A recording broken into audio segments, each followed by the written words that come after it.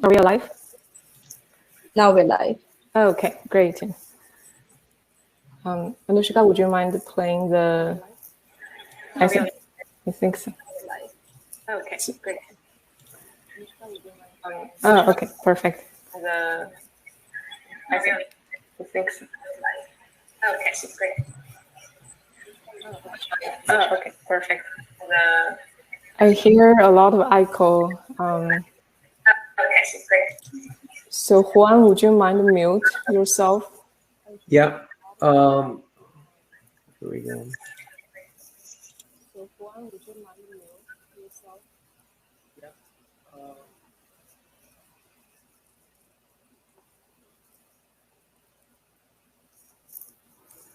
Okay, great. Let's go. Hey everyone, we'll get started. Sorry for the delay because this is the first time we're using a different platform, and so it's like more powerful and with other functionalities, and so we're trying to figure out what's the best way to present. And so sorry about the delay. And so thank you everyone for coming to our event. This is our first large event for this year, microfluidics for drug delivery. So at the beginning, please allow me to introduce who we are and our team. So we are Bay Area Microfluidics Network, or in short, BAM. So my name is Yatian Xu. I'm a principal research engineer in Facebook Reality Labs research. Also on this stage, I have Anushka with me. And Anushka, would you say a few words? Yeah. Hi, everyone. My name is Anushka. I am a PhD student at UC Berkeley in the bioengineering department. And yeah, thank you so much for joining today. Perfect. I don't see the slides anymore somehow. Oh, okay, perfect. And so we also have a few other team members, but right now we are in the backstage, so they're not able to be here, but you will meet them later. So one is Thomas, and who is a PhD candidate from UC Berkeley, and Adam, who is also from Stanford, mechanical engineering, and Samira, who is a hardware engineer from Google X, and Anushka you just met. So for us, Bay Area Microfluidics, our goal is to build a microfluidics community in the Bay Area. And so we're trying to bring all the leaders together and create a connection. So the connection between industry, academia, and also the connection to connecting people who are interested in microfluidics and the experts. Next slide. And to join us and keep updated on our event, so we have several ways to get in touch with us. So our website, Bay Area Microfluidics Network.org. And also you can reach out to us at hello@Bay Area Microfluidics Network.org. And we also have a LinkedIn group, Bay Area Microfluidics Network. So there are many different ways you can find us, and please reach out to us if you're interested in knowing more about us. Cool. And also tonight we have a very exciting program. And so after hearing the introduction from us, and also today is a joint event with Microfluidic Consortium, so there will also be a message from Peter Hilking, who is the organizer of the consortium. And then we will also hear a message from Strawtech, which is our sponsor, and also Dr. Santiago will give a brief, short introduction about a new journal, who is being available to the audience, to like the people in the community. And then we will hear a quick talk from Professor David Weitz from UCLA, very well-known microfluidics figure in the field. And also afterwards, our second keynote speaker is Joshua Cantlon from SCIENION. So after hearing two talks, and we will have a moderated discussion with Dr. Don Arnold, so where you can ask questions and we develop a deeper discussion based on today's topic. And starting around the 6 p.m., so we're going to have the networking in breakout rooms.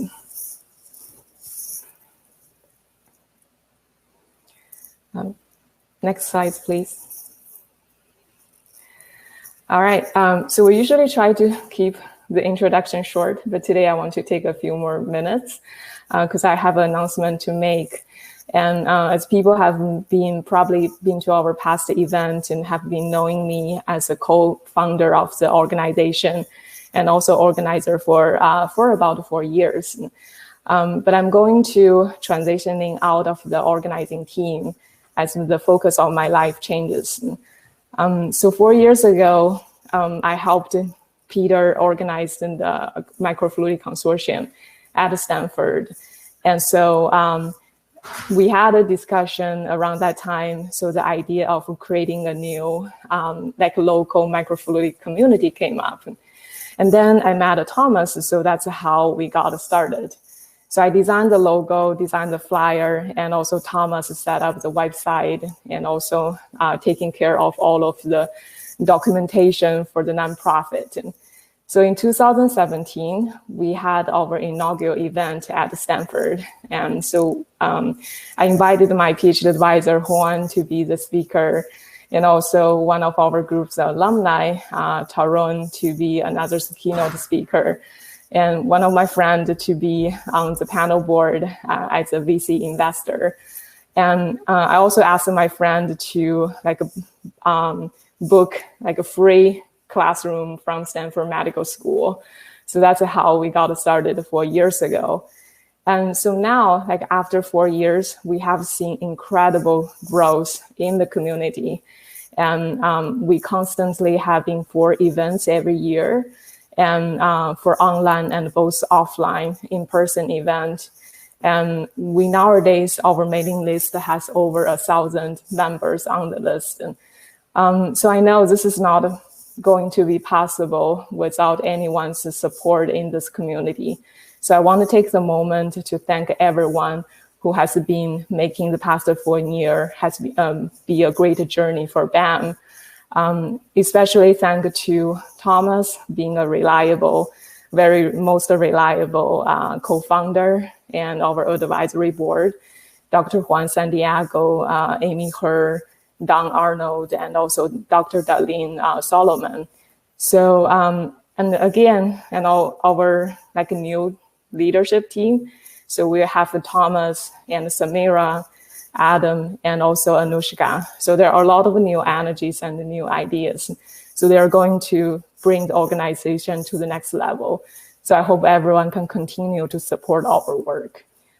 In the end, also stay in touch. So I'm still in this field.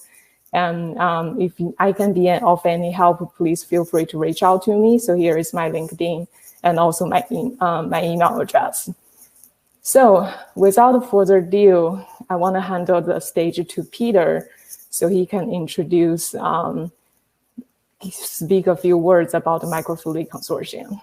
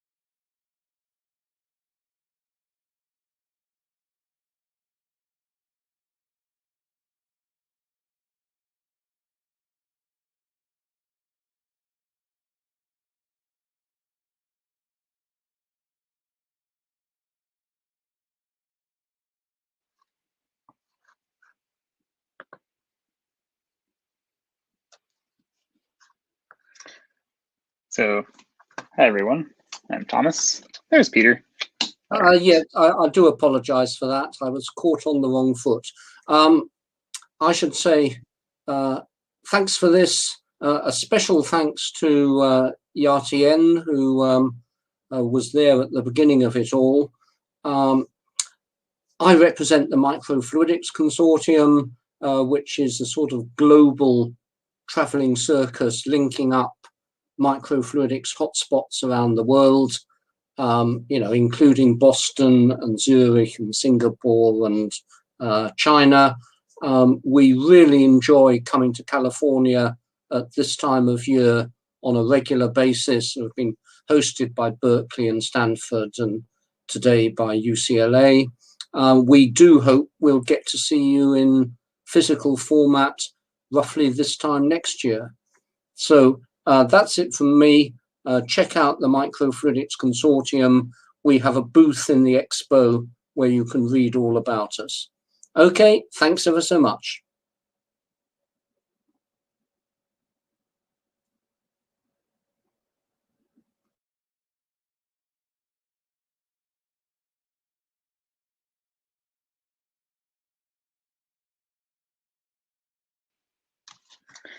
Hello, everyone. So Stratec is our generous sponsor for this event, and I have a video from them to play because it is quite late in Europe, and I will do that just as soon as we have another slot here.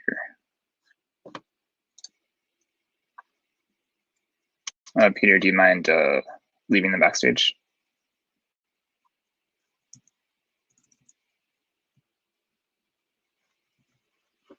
Great, thank you.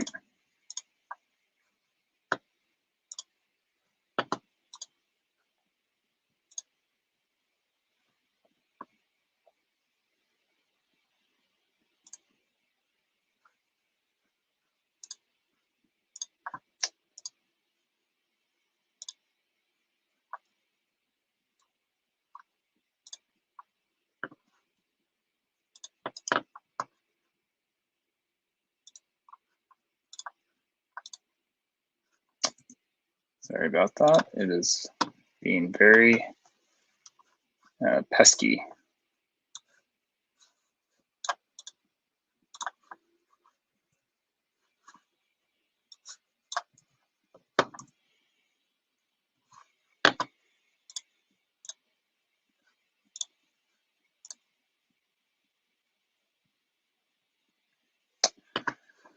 Oh, I apologize, everyone.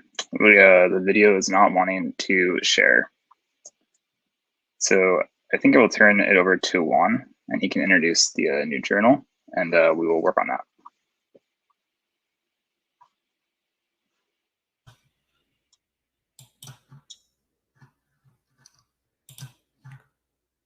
Okay. Yeah. Hello. Can you guys hear me? I'm not sure if you can. Yeah, I think we can hear you. Oh, perfect. Great. I'm going to turn on my, first of all, I want to thank the organizers of the conference. I'm just going to speak for just a couple of minutes. What I'd like to do is introduce you to a brand new journal.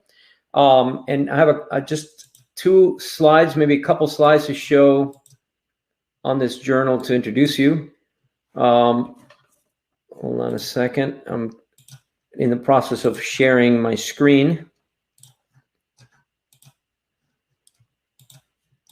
Yeah, excellent. Are you guys able to see this slide by any chance? Yeah, we can. Yeah, perfect, excellent, great. So this new journal is called Flow, just the one word Flow. It's centered on applications of fluid mechanics. This is a sister journal to the Journal of Fluid Mechanics. So they're both published by Cambridge University Press, the oldest press on earth. You may know JFM, Journal of Fluid Mechanics, very prestigious journal in the field of fluid mechanics, and Flow is trying to be fill a niche, which is applications in fluid mechanics. And I especially want to invite applications from microfluidics. I know that in my own career, many of my labs' interesting contributions to microfluidics have been based on either tools of fluid mechanics or diagnostic mechanical tools, or on theory of fluid mechanics. And with respect to, I know you might be thinking, okay, there's already too many journals.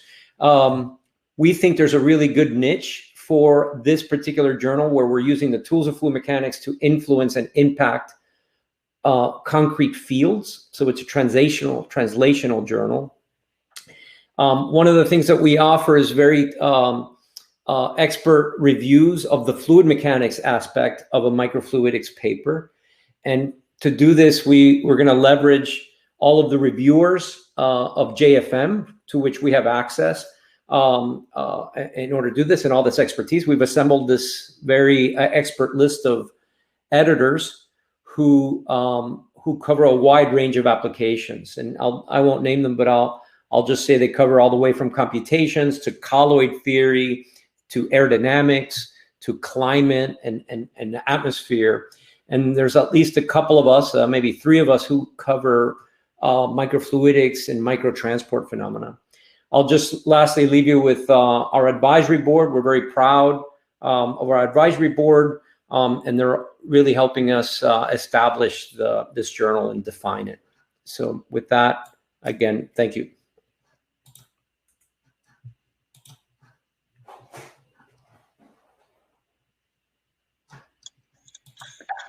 Thank you, Juan. So next, we are going to move on to Dave's talk, which we're looking forward to keep things moving. We'll come back to thanking our sponsor, STRATEC, once we figure out the video situation. So thanks for your patience on that. So without further ado, I will introduce Dave. Dave received his PhD in physics from Harvard University, and not UCLA, and then joined Exxon Research and Engineering Company, where he worked for nearly 18 years. He then became a professor of physics at the University of Pennsylvania and moved to Harvard at the end of the last millennium as professor of physics and applied physics. He leads a group studying soft matter science with a focus on materials science, biophysics, microfluidics, and flow and porous media. Several startup companies have come from his lab to commercialize research concepts. Thank you very much for joining us, Dave, and we look forward to hearing your talk.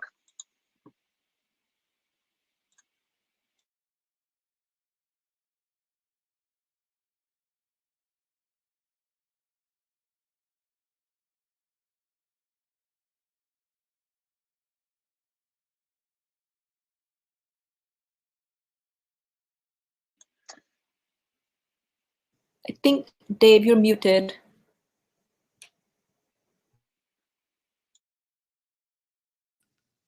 There we go. Sorry. So thanks very much. As Peter was saying, it's a really good time to be in California. So I guess I moved to UCLA. But actually, I like the snow. Let's see. At Harvard. And I'm going to discuss just some ideas that we have for using microfluidics for drug discovery, drug screening. It's very conceptual. It's going to be quick. It takes advantage of a lot of things that we do. And many of these things are things that we have actually done, and they've been reasonably successful. And some companies have spun off to actually try to use it. The things I'm going to tell you about are work that's been done over many years by many different people, but most of what I'll talk about is somewhat newer. So we may hear something about this in the next talk, but this is the way you do high throughput biology, high throughput chemistry, use a robot. This, of course, is a very old version of this. Use a robot with many pipettes. They're mechanical, they move around, they use these microwell plates, these microtiter plates.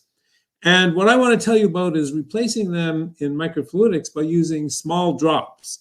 These drops, here's an example of them.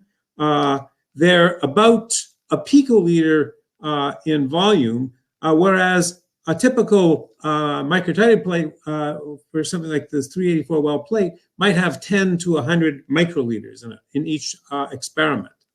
And this decrease in the volume is really one of the things that allows you to do a lot of new types of things. That's very important for many types of screening that you do in drug discovery. And I'll give you an example of this. So here's a little primer about droplets. A 1 micron drop, that's like the nucleus of a cell. That's about a femtoliter in volume. 1 molecule in a femtoliter is a nanomolar concentration. Nanomolar concentrations are concentrations that good enzymes work. So a single enzyme will work really well if it's in a small volume of a 1 micron drop. And you go up in volume, you go up in size, and we typically will work at this scale, 10 to 100 microns, a picoliter to a nanoliter in scale. And the way we do it, we make experiments roughly. My rule of thumb is about 1,000 experiments a second. So each drop becomes like a microreactor. And so we've developed the tools to manipulate them. I'll just very briefly show you some of the tools. We can make the drops. We can split the drops here. We're splitting them in half. We split them into a large drop, a small drop. We split them many times here. We're splitting each drop 3 times to make very large slugs into small drops. We can take a small amount out to do a second assay on it. We can mix 2 drops together. Here we're mixing them. The black is electrodes. You apply an electric field, the drops merge. That mixes reactant A and reactant B. This is a Pico Injector. This was invented by Adam Abate at UCSF. When he was with us as a postdoc, he was literally injecting a picoliter of fluid into each drop that goes by. But there's an electric field that turns it on, that breaks the interface, so you can inject 1, 2, 3, or some combination, however many you want, all in drop. We detect them. We typically use fluorescence detection. And to really make it useful, we have to be able to select or sort. So here we have 2 different colored drops, and we're throwing the dark ones to the waste and selecting the light ones below. Just by applying an electric field, as we detect it, you see the bright spot from the laser. So here's a typical reason why this might be interesting. If you go I wrote this slide maybe 10 years ago. A typical drug company in those days might have 100,000 compounds. They may want to have a new biomarker. They may want to do a screen on that. They may do a IC50, a concentration dependence. Let's say they do 10 concentrations each. That's 1 million experiments they have to do. You can do that now with these robots, but if you use 10 microliters per test, you'd use about 10 liters of reagent, and that's really expensive.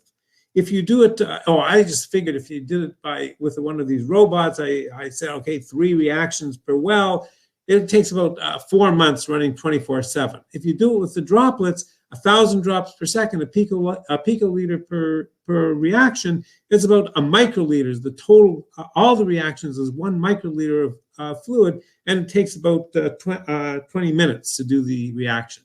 So there are lots of things that you can do with this. I'll just give you a few simple examples. For example, one thing you can do is detect antibodies. Normally, detection and making and detecting antibodies is very difficult. You can create a library of cells, of B cells, of antibody-producing cells, and there's all these ways of trying to make them immortalized. You produce them, you expose them to some peptide, and you ask, do they produce the antibody? If you do it in drops, you can put a single cell in a drop. The scale of the drop is about right for a single cell. You put a single cell in a drop, you allow it to produce the antibodies, and you put a detection bead with the peptide that the antibody binds to. So if the antibody binds to this detection bead, then you add a second antibody that will bind to everything and fluoresces. If the antibodies have bound to this detection bead, the fluorescent antibodies will bind to this detection bead and will light it up. If they don't, you'll get a bright drop everywhere, but not this localized detection. And this is what it looks like if you do it. You can see these are the beads where the antibodies have bound to the peptides. And this is a simple way you actually can measure both the binding and non-binding. So this is a simple way of measuring the binding of the antibody. And you do this for every cell in some library of cells. You might sacrifice an animal and take all the B cells and test all the B cells. So you can do a very, very high throughput screen using a single cell to look at all the antibodies. You get a much deeper probe of the library of antibodies, of all the types of antibodies that are produced. And this leads as a very, very good way to find a binding antibody, which can be the beginning of a drug. And you can do a much better selection. And in fact, this was the beginning of a small startup company which spun out of our labs, my lab and several other labs, a number of years ago. Was called Hi-Fi Bio, and they've used this technology, and now they're trying to do drug discovery. They're based throughout the world. Their headquarters in Hong Kong. They have branches in Shanghai, Paris, and Cambridge. You can do a lot of other things. You can put a single cell in a drop. So now if you do screening, you can do much higher information content screening. So for example, you can put single cells in drops and you can co-encapsulate with that cell something that will use a genomic barcode that will bind a barcode that's labeled to the drop. You put the cell in the drop, you label all the genomic content of that cell. For example, all the RNA of that cell, you label it with a barcode that's unique to that drop. And then when you break the drops, everything is barcoded. You know which drop it came from, which cell it came from. So if you do a standard sequencing, you have not only the sequence of all the RNA, but you know which cell it came from. And so this is a very good way of doing a very high information content screen. You can look at the cell and you can measure its whole genomic, its whole transcriptomic information. You can measure the gene expression level within each cell in each drop. And here's an example of how we do it. I won't go through the details, but you can see here we're injecting small beads into they're actually fairly large beads into the drops, and cells. If you look carefully, you'll see a cell coming along. So you co-encapsulate the bead in the cell. I won't go through the details of exactly how we do the barcoding.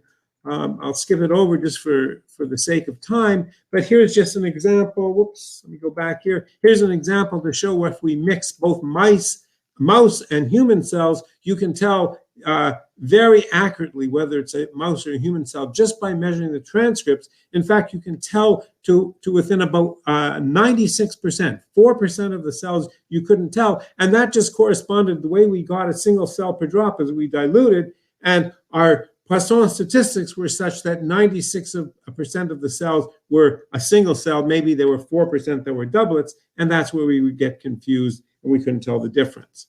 And this is an example of what you get. This is, for example, a single run. You have 1,000 cells and you're reading all the transcripts in all the cells. This kind of technology now has been commercialized by a number of companies and it's very widely used. Here's another example showing how you can learn what happens after a number of days. So this gives you a very good probe of cell-drug interactions by looking at the response of the cell. Now you can do other kinds of screening of the cells if you add drugs. So you might imagine making cells and putting them in drops. Here you can see they're actually in drops, which we gel the drops. And we can do a live-dead assay. The green is live cells, the red is dead, are dead cells. And we do that because we make a library of thousands of different combinations of drugs. And we have ways of making libraries of up to 1 million different combinations of drugs. We barcode which the combination is, again, thinking that we'll do a readout. We do a readout using sequencing. We barcode that, and then we just ask, we mix the cell in the gel drop into the library of drugs, and we ask what happens to the cells. Do they live or do they die? The cells are being treated with a drug which actually kills them. We can compare the bulk and the droplets. You get very good measurement. And this is a way now of trying to probe drug-drug interactions, because we can make libraries of different combinations of drugs and try and find the ones that optimize that. And we just sort the live and dead and then read everything by sequencing. And this now has become the basis of another company that's spun out of the lab a number of years ago called Hunter Biodiscovery, and they're developing various types of microfluidic methods to do drug screening. Finally, just a couple of examples, something that we've just started recently with Thomas Knowles in the UK. He's developed a scheme to look at the liquid-liquid phase separations in droplets. These are things that happen in cells, and this is a new way of drugging the cell. And we just started a company. There's a number of companies that have started like this. This one's called Transition Bio. It literally started about 2 weeks ago, again, trying to use these microfluidic techniques to do screening for drugs. And finally, we don't have to look at cells themselves. We can use our ability to structure the microfluidics. So here we've structured a bunch of cells, and we've actually built a little organ on a drop. So I won't go through the details, but here we take liver cells, hepatocytes, and we put them in the center of a drop, and we take fibroblasts. We have a second inlet of the into the drops, and we put them in the shell, and then we can build literally liver cells, hepatocytes in the middle, fibroblasts in the shell. They look like this. They grow really very well. Again, we can use this for screening. Now we have a much more complex kind of screening. We can do live dead screening. We can do the whole organ to screen its behavior with drugs. I think I'm going to, just for the sake of time, not say too much about this. This is just showing that the organ and drop works really well compared to just the hepatocytes, the liver cells themselves. And let me stop there for the interest of time. I've tried to tell you a bunch of things very quickly about the kind of screening that you can do for drug discovery. And my understanding also is that if anybody's interested, all these companies, various companies, I'm sure from California, you don't want to go to the Boston area right now. We had, where I live, we had about 1.5 feet of snow yesterday, but really it's not so bad. And you wouldn't tell that there's a recession going on. So there's lots of jobs available in these companies. And with that, let me thank you. And I think maybe I stopped sharing. Please tell me, Thomas, what you'd like to do.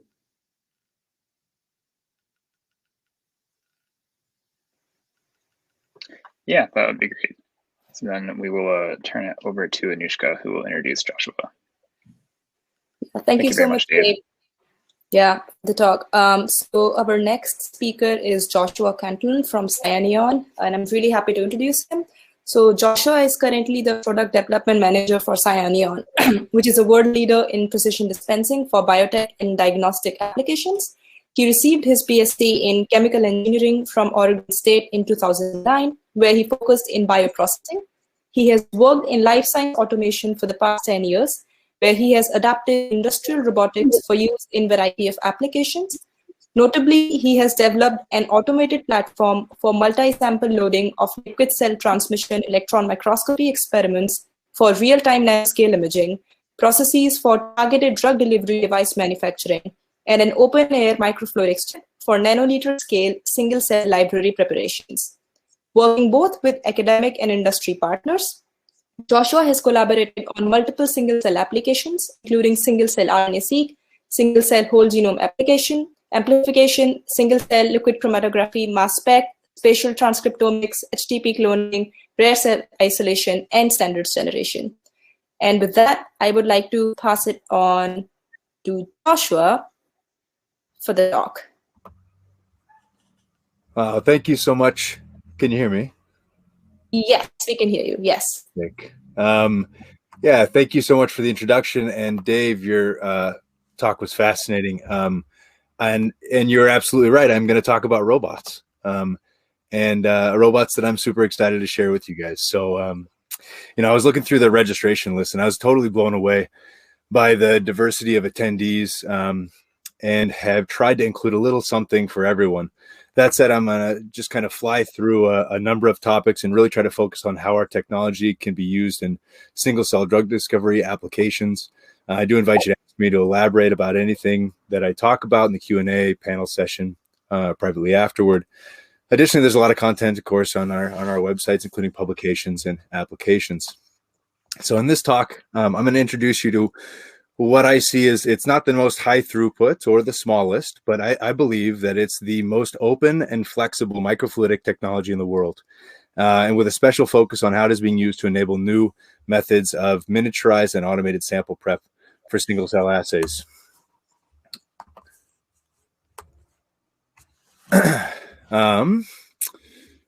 Let's see.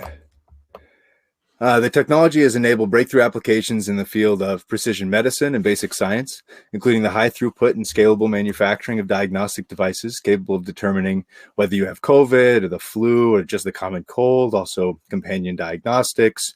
Here you can see loading of reagents onto a wafer of biosensors on one of our S100 continuous manufacturing lines. This technology has also been used in drop-on-demand serial femtosecond protein X-ray crystallography for automated injection and sample exchange into high energy beamlines with limited waste. On the left, you can see droplets being disrupted by the hard X-ray beam at LCLS at the SLAC on the other side of the bay from where we'd be together right now, I imagine, if it weren't for COVID. And on the right, you can see the scattering patterns from the protein crystals contained inside those drops. This is done at about 120 hertz because that's the frequency of the beamline currently, but we can generate droplets typically around 300 picoliters at up to 1,000 droplets per second. Technology has also been used, as Anushka said, developing methods and hardware for multi-component liquid cell transmission electron microscopy, enabling nanometer scale imaging of the formation of micelles in real time. This required the incorporation of a pick and place tool to automate the sample encapsulation for very high reproducibility. And lastly, the loading of microneedles with active pharmaceutical ingredients.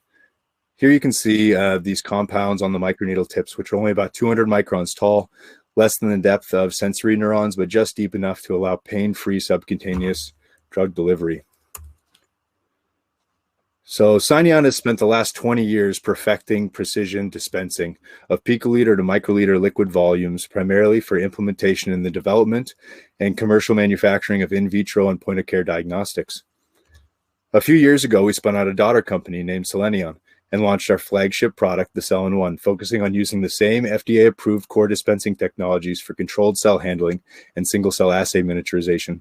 Here you can see imaging and selection of single cells, not two, just one, from culture, just prior to dispense to a 96 well plates. With the help of our academic and commercial collaborators, we have enabled automated multi-sample cloning workflows for automating the cloning of induced pluripotent stem cells, miniaturized multi-intervention RNA-seq protocols, and low-cost characterization of copy number variation across numerous tumor types with limited sample availability.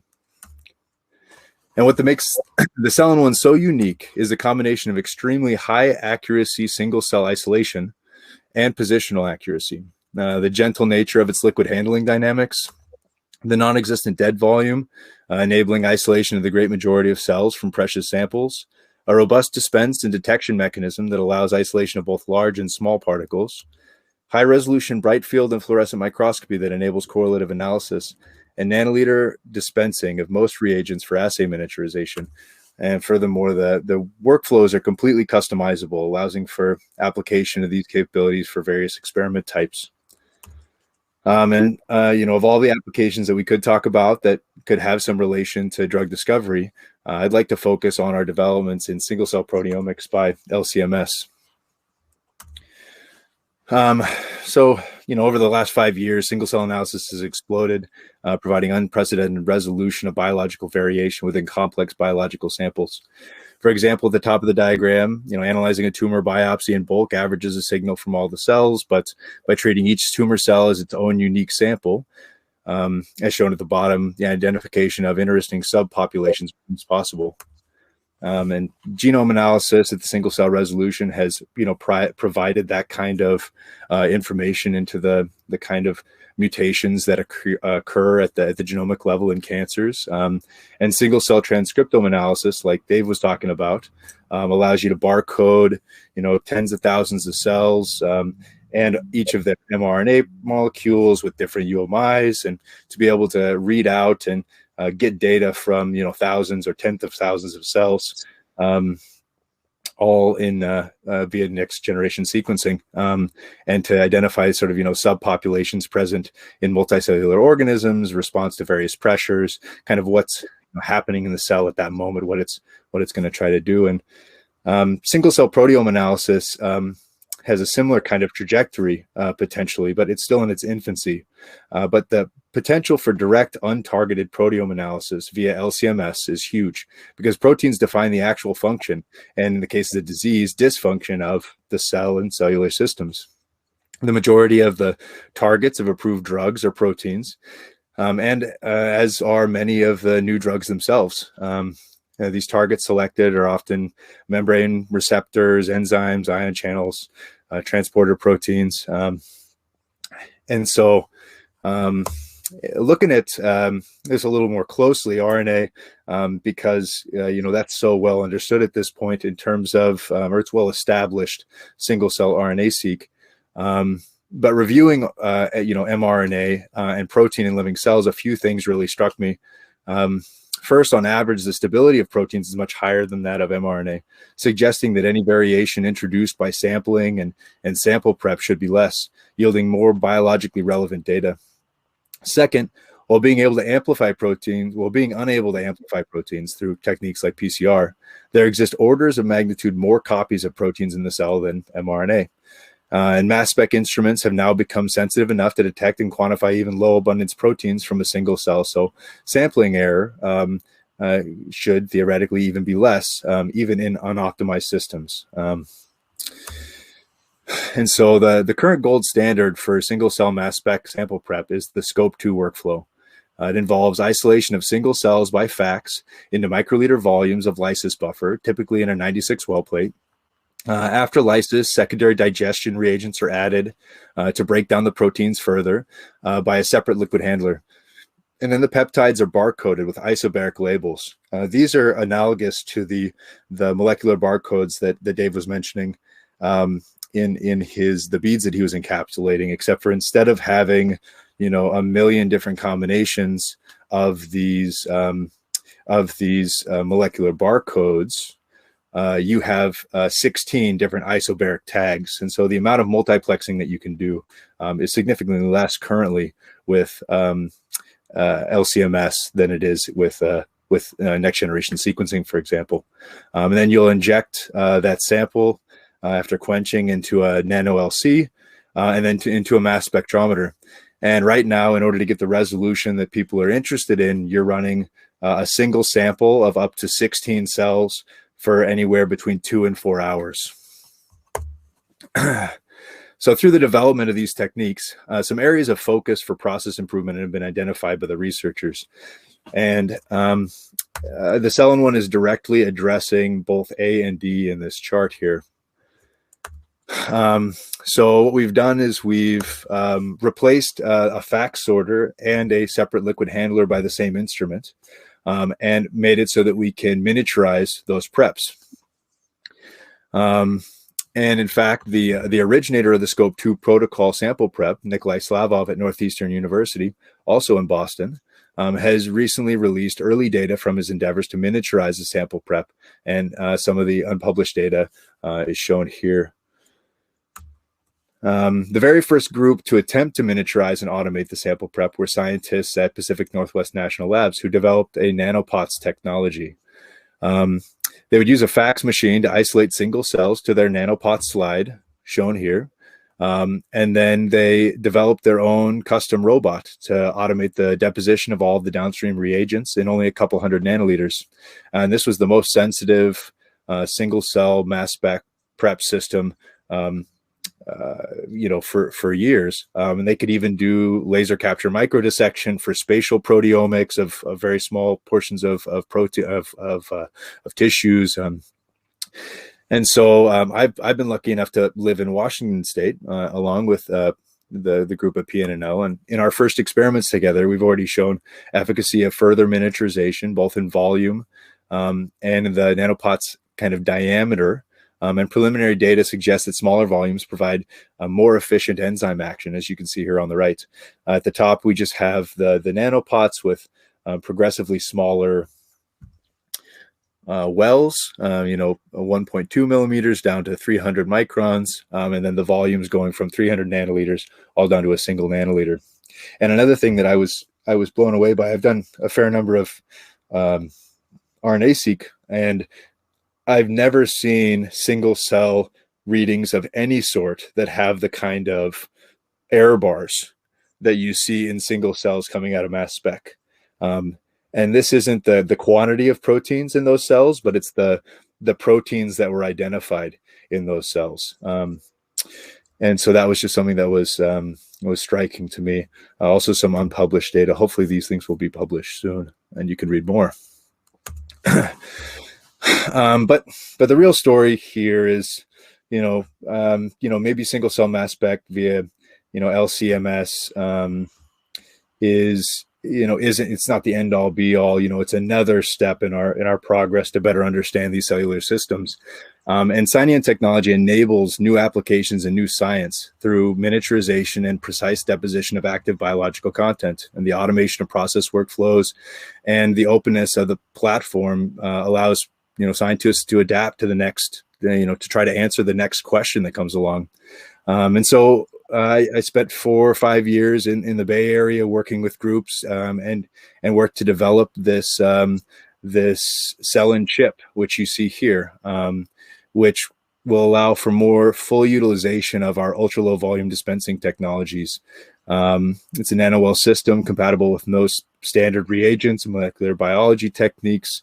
It has very high optical clarity for correlative imaging of what's going on inside of the well. Cells can grow inside of the well. You can do single cell reactions in 20 to 500 nanoliter volumes. So there's a lot of really cool stuff about this. And here's a preview of some content from a poster we will be presenting at AGBT later this month, or I guess it's in March now, where we use the Cell-in-One and Cell-in-Chip as a platform to optimize RNA-seq protocols. And with that prep, set out to identify the differences in cells grown in traditional 2D cultures, shown in red here. Some of the data here from the 2D culture shown in red, and then in 3D spheroids shown in green. So, also a nice connection to what you were talking about, Dave. And through this analysis, we found that many genes to be differentially expressed between the 2D culture and 3D culture, show that there is a much more active and biologically relevant behavior in these 3D culture, cultures than there is in the traditional 2D culture. One of the challenges with these spheroids typically is that they're very simply grown by kind of encapsulation in a small volume. They want to grow together, like in those drops, but a lot of them are grown in the bottoms of kind of micro wells in larger wells of 6 or 24 well plates. And one challenge is to transfer these spheroids to 96 well or 384 well plates for more traditional toxicology screening, for example. And so I'm happy to be able to introduce you to the Sphero-One, the newest member of the SCIENION family. This technology can handle spheroids and organoids as large as 500 microns with up to 100% single spheroid isolation efficiency. On the left, we performed a number of runs to quantify our single spheroid accuracy. You can see here it's kind of about 98% across all of the runs. In the middle, you can see these spheroids moving through the dispense capillary, and on the right, simple toxicology or toxicity assay, where increasing concentration of hydrogen peroxide indicates the limits resulting in cell death. And I'm excited. I think that when the development is done here, I'm going to get to tour this instrument around the Bay Area, hopefully in the fall. After COVID has been fully eradicated. So in any case, I really want to thank all the people who make this possible. The group at Northeastern and Pacific Northwest National Labs. They've been a pleasure to work with, and we're doing some more collaborative work with them. And then all the people on my team. Don't hesitate to reach out to us if you think your project might benefit from precision dispensing. And thanks everyone for your attention.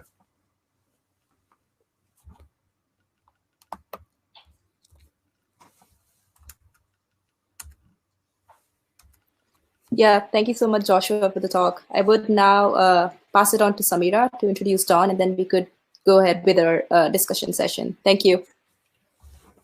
Thank you. Thanks, Anushka. Thanks, Joshua. Thanks, Dave, for the talks. And without further ado, I'm going to introduce Don Arnold. He's our esteemed moderator. And Don got his BA in chemistry from Cornell University and his PhD from UC Berkeley, studying chemical reaction dynamics. And in 1997 to 2000, Don was working at Sandia National Lab as a senior technical staff member, and his research turned into a company. And in 2000, Don co-founded a company based on the work that he was doing at Sandia called Exogen Technologies, and it was acquired by AB SciEx in 2010. In August of 2012, he became VP and R&D and principal scientist at AB SciEx, and then in 2015, Don transitioned into consulting and co-founded Veristat, where he provides technical and business consulting for life sciences companies as they navigate startup to exit. Don, it's so good to see you, and Happy New Year. Okay. So, all right, so I've got a bit of an echo on my side, but I'm going to go ahead. I think, yep. Thanks for the intro, Samira. And also thanks to Yatian for getting the BAM up and going. It's been a great time. Great time working with you guys on the putting together these sessions over the time and being a moderator. It's great to be back on the other side of the question session. Also, looking forward to Juan's new journal coming out, and especially want to thank Stratech for sponsoring us and the great talks by Dave and Joshua. So normally just want to kick things off a bit and ask a couple of questions here, and I think we'll have questions coming up in the chat session, and so once we get a couple of questions from me, we'll look for those to come up and get going. Okay, so let's see here. So Dave, let's see. Just to kind of start off a bit, you mentioned earlier all the microfluidics work you've done and the spinning out into companies has been great. One of the things you mentioned early on was that the concept of doing the IC50s and being able to get there. I remember we were working on a platform in the early days there, and I remember just very distinctly someone standing up in the back of an auditorium after we showed a shortening tech, how long it would actually take. Have people actually been using the droplets to carry out and get those IC50s? It seems like you can get a really nice dense set of points in there and get accuracy in that. And I have a bit of a follow-on if that's happening. They've done some of it, but the dirty little secret that I didn't say is that it's actually tough to keep everything from being transported. Some mixing occurs between drops for some of the small molecules, and that's really one of the bigger limitations. That you're always fighting that. So the application for the IC50, you can do it, and there have been some examples of it, but there's never been an example doing it at the scale that you'd really like to. I'm not sure. I think you could. We never succeeded in doing it. Yeah, okay. Just the follow-on was a question about, I remember when we were looking at it, there was some great work by a guy, Dave Chu at GSK, and he was talking about how you could do simultaneous gradients. You have your enzyme substrate product and your dilution. If you could do the proper gradient, in addition to getting the IC50, you could pull out mechanism of action. It just seemed like the control you have with all of the droplets and the mixing and the barcodes, if you could in addition pull out the mechanism of action simultaneously, that would be really cool.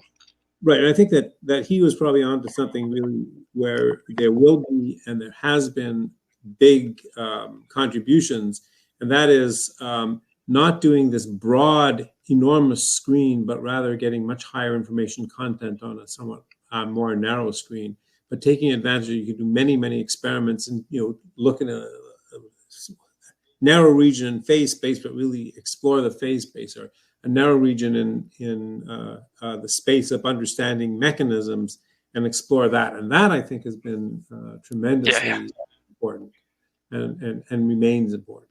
Yeah, I agree. And then you start throwing in CRISPR, you can start talking about directed evolution and actually fix it right up, right? So you're pretty cool. Directed evolution you can really do a lot with that. And we're doing a lot of that.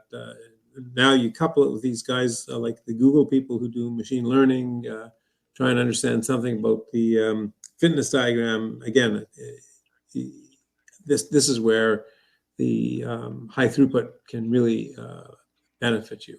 Yeah. And it does. That's cool.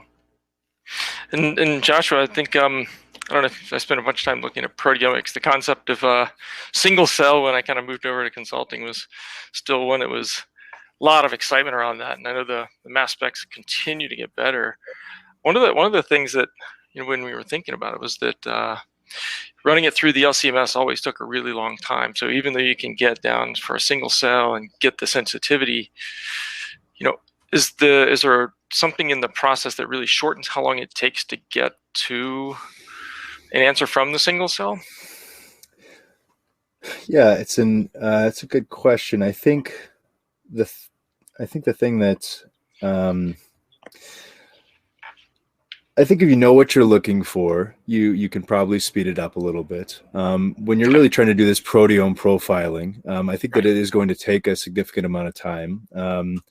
And it certainly, as nano LC gets more, allows you to resolve these peptides better, you could probably do that, and maybe that makes it take longer. But certainly it is a relatively low throughput process. But I think one of the things that, if you can subdivide a population, already knowing that you have these 5 interesting subpopulations in a tissue, and you can enrich for each of those, and then take 50 cells from each of those subpopulations, which might not be evenly distributed inside of the tissue, but you can end up putting those into a mass spec in this way, and get maybe potentially even a more complete picture than you can get by shoving through 10,000 cells using RNA-seq, where you're using a lot of statistics to try to really call those things out. Not that there's not a lot of statistics in mass spec analysis, but just that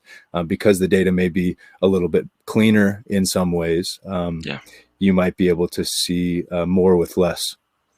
Okay. Yeah, it really seemed like the ability to go in and select cell by cell and using your ability to detect certain characteristics before you take them out should help get pinpointed early enough on in the process. So it should cut out there. So let me switch over. There's some questions that have come in. One from Alden Moss for Joshua.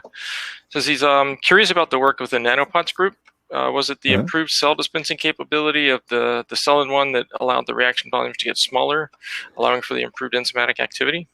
Yeah, so they were originally sorting with a fax, and fax can hit the bottom of a 384 well plate most of the time if you have somebody who's really really tuned it properly. And so what they had to do is they had to account for the tolerance of the fax sorter in order to load all of these micro wells. And so they were starting with a kind of a 1.2 millimeter well, and then all of their downstream was done with this nanoliter volume injector. And so I think there were those two things, having to account for the accuracy of the fax sorter, such that they get the cell into the nanopot.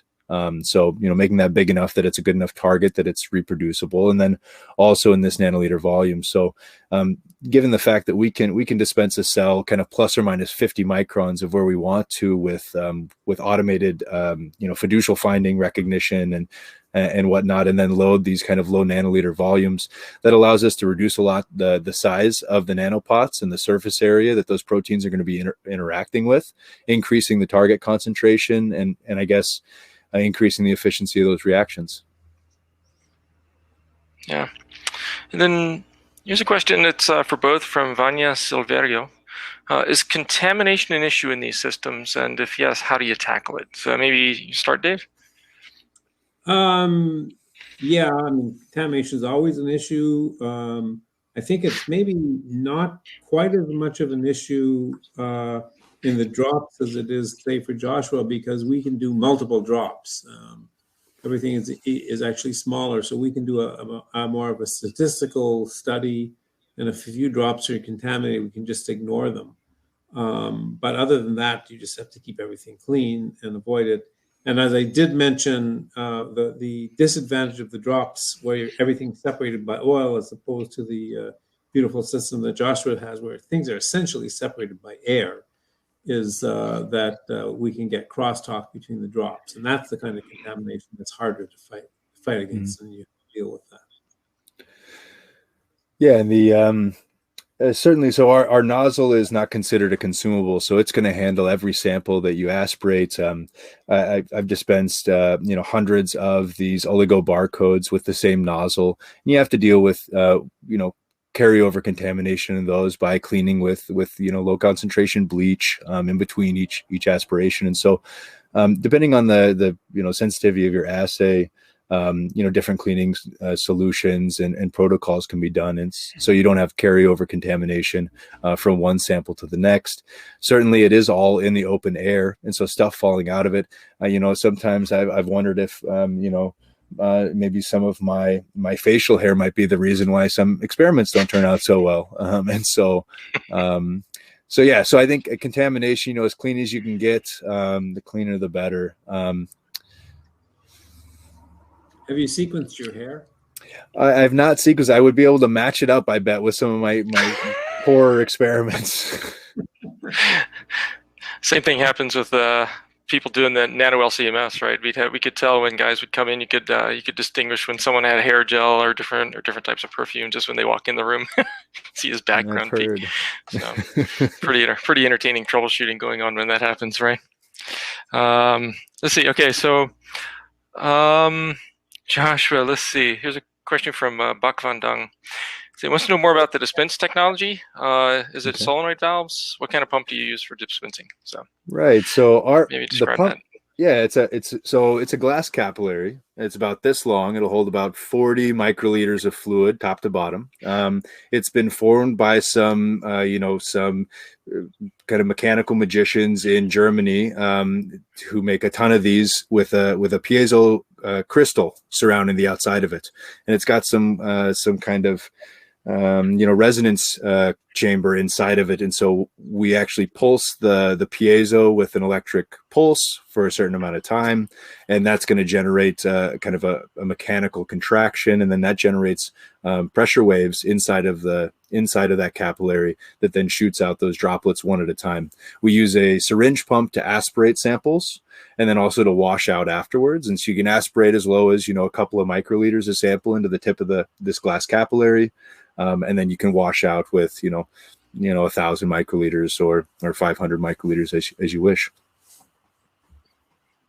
Yep, thank you. And let's see, for Dave, there's a question, and I don't know if you were in the consortium meeting earlier today, or you're probably familiar with Dino's work. But the question is the droplet technology that you spoke about this evening, is it similar to the work from Dino DiCarlo's lab? It's probably similar. I know that Dino does beautiful work, and I'm always jealous of what he does. So maybe not quite as good, but trying to catch up to him. Okay. Yeah, I had one follow-up question with the droplet work. You mentioned the tissues, and you were looking at liver tissue, kind of in the droplets. There is are there other types of tissues you're thinking about that you think will work, where you can combine the things in the droplet and have them come along? I know there's a lot of work going on at Organovo trying to print all the tissues. Is this a different route to get to really structured tissue that's not just one type of cell dividing? Well, I would say that the printing probably allows you to do higher degree of structuring, but lower throughput. Whereas we can do somewhat lower amount of structure. We're very good at making drops and drops inside of drops, so multiple emulsions. Anything we can structure in that form, we probably can structure tubes by gelling them as they're still deformed. Anything like that, I think we can structure. And the beauty of this is we can make these in the millions if you don't do screening, and you often do. The advantage of printing is you have much higher resolution, much higher, much more complexity that you can print. So I think I view it as a complementary kind of technology. Yeah, that's cool. And Joshua, I got a follow-up question on my IC50. Came over to you here. It's Luke wants to know, would SCIENION have the ability to get IC50s for a large drug panel? It seems like it doesn't have the same leakage problem as traditional droplet fluidics, but I'm not sure how many different compounds you can use in the platform at different concentrations. So I'm sure you've seen some IC50s with yours. Yeah, not as many as you imagine, but but I have been asked a number of times if we could essentially do something similar to what the Echo does for compound screening and doing dilution curves across plates. And if you have 384 or 10,000 different samples, you want to print them across a handful of plates and really do that kind of discovery, then aspirating, dispensing, washing, repeat is gonna take a lot longer than it'll take if you can just transfer plate to plate. And so I tend to kind of not say that that's the best the goal. If you have 10 drugs that you want to screen across 10,000 plates, then yeah, we have these kind of high throughput manufacturing, and we could do that in a very continuous fashion, and generates you ship in plates with cultures in them, and you want to do even combinatorial things. Maybe there's some very interesting stuff that you can do in that kind of throughput. But it's just if you have 10,000 compounds, then it's just a little burdensome in that way. Yeah. There was a simple question that came in from Juan. You're talking about the condensation versus evaporation on the platforms with SCIENION. You assume you do have environmental control. Is it a hard thing to balance within the platforms you guys have? Because real small volumes of evaporation are tricky, right? That's right. Yeah. So it's especially hard when there's a foot and a half of snow outside, because it's also typically very dry, and you have to pump in a bunch of humidity. But no, essentially you can, if you're operating in a room, so we have humidity control and dew point control, so we can control the deck to the dew point, and I've seen 500 picoliter droplets last for 10 minutes kind of on that surface. So you can definitely control especially low nanoliter volumes without worrying about sample evaporation or condensation. Okay. And then it's obviously not so much of a problem with the droplets on a chip, right? They're all concealed in there. You'll be surprised. I mean, we do everything in a simple, easy way. Since we're at Harvard, we go across the street and learn from George Whitesides how to do soft lithography. But the PDMS just sucks water up. So it goes through the oil, so the drops will shrink away. They'll essentially evaporate. Oh, wow. So yeah. You can control their size very nicely, but you have to learn how to do little tricks like that. It's same as you do, Joshua. You have to control the humidity essentially. Yeah, I guess the water has to go somewhere. So if the PDMS is like fully saturated and it can't get out of there, then it's going to stay in. Okay, cool. It's all mass transfer. Yeah. Yep. And so, do you do all your droplet generation in PDMS format, just for ease of prototyping, or do you end up moving it over to plastics once you get one you like a lot? We have started moving to plastics a little bit recently. Seth Brayton at Brandeis has a beautiful way of making COC, and we're just trying to incorporate that. Very simple way, so it retains the simplicity. And we do that when we really want to do something that's going to go ultimately to higher throughput, and we have to learn how to make the materials out of something that can be injection molded. And so we're trying to do that now. Okay, cool. No, that's really exciting. Let's see, and here's a follow-up question for Joshua from Dia, based on the previous question. How is the stream of droplets controlled by the piezo? Are different resonant frequencies used to control the speed of the droplet stream or the formation? So it's more about how the dispenser works. Right. So I think a lot of people see these droplets and they think of, oh man, what is this breakup that happens in streams? So it's not a continuous stream, it's drop on demand technology. So we make each droplet is made with a single piezoelectric impulse. And if there's no piezoelectric impulse, there's no flow. And so, I do have a project where we want to push, so that beamline project at SLAC, where we're ejecting, whether it's, different small molecules or enzymes or whatever into the beamline, they're going to upgrade they've already upgraded the source, but they're going to upgrade the detector to allow them to go at 10 kilohertz. And that may very well require, it's Rayleigh breakup, I believe. that may very well require that we have a positive pressure pump, and then we just use, because you have to wait for the fluid for capillary action actually to refill the nozzle to the tip before you shoot out the next drop, if you're going to be at kind of this steady state droplet dispensing. And so for that kind of experiment, we're going to be looking at kind of having a positive pressure pump where we're going to flow through, I don't know, 3 microliters per second or something, and we'll be pulsing the piezo at 10 kilohertz to aid in the breakup of those droplets very reproducibly so that the X-ray is hitting each one of them. I hope that answers the question and I didn't misunderstand it. Yeah, I think it was good. It made sense to me. So, of course, I follow that. Yeah, and one points out is the Rayleigh plateau instability there for the droplet. So, I want to check in with Thomas. I know we had the video for Strawtech they wanted to show for the sponsor. Are we looking okay with that? Do we want to transition over so we don't run out of time? I'm going to try to play it one more time, and if it works, then that's good. Otherwise, we could move on to the next part. So I'm going to try it one more time. Okay. Let's see.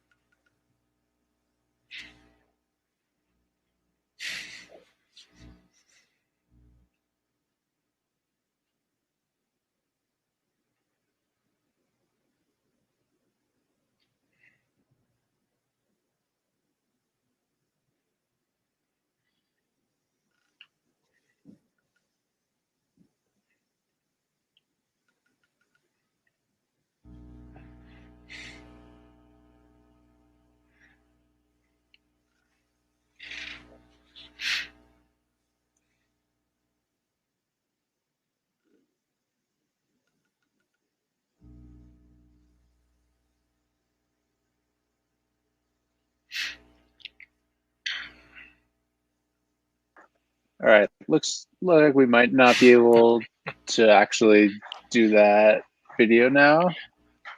Give me one sec here.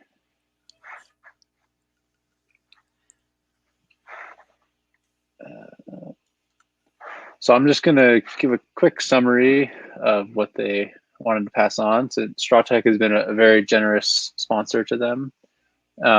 So they typically come to this event in California in person and really enjoy seeing the innovation coming out of companies in California area, and just wanted to pass on the message that once you have a design that's kind of ready to go and work as a prototype, that Strawtech is a great place to do for scaling up your manufacturing, and they can cover all aspects to have a smooth workflow through the whole device manufacturing process.